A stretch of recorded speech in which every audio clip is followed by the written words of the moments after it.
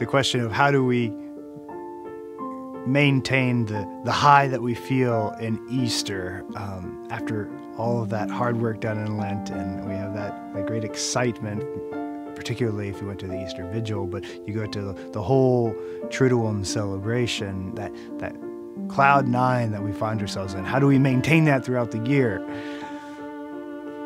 The tough news is that we don't. And I don't know if we really should make that our goal, to try to always be at that high. The Church in her wisdom has seasons, and we live into the season, and each season has its own unique character. And those characters of the season reflect our own lives, that there are periods in the desert where things feel dry. There are periods of hopeful anticipation, and there's periods of jubilee and exultation. But our lives go through these patterns, and the liturgical time reflects the patterns of our lives as well as the pattern of the actual seasons of the year. And also this sense that we need to always feel good, or always feel happy, I should say, or a jubilee.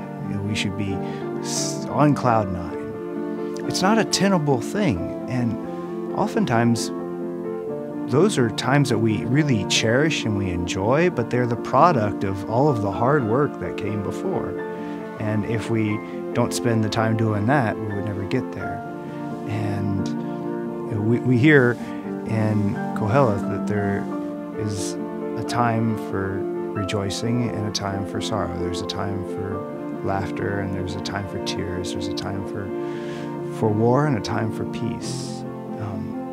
That there are different times that are appropriate, and that no matter how we're feeling, ultimately what we want is to draw closer to God in that moment. So I don't know if that really answers the question of how to keep that high of the Easter time. I think it's okay. Let the Easter season be the Easter season, and let Christmas be Christmas, and let ordinary time just be a great ordinary time, and that's okay. And we'll feel that way probably in our own prayer lives too. So there'll be some days where we pray and we just felt the hand of the Lord present on us, and we just almost have our breath taken away by how profound that experience was. And there will be many other times where we pray and we wonder, is God even here?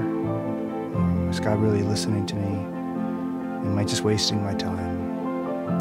And that all of these moments have a part to play in who we are and shaping us.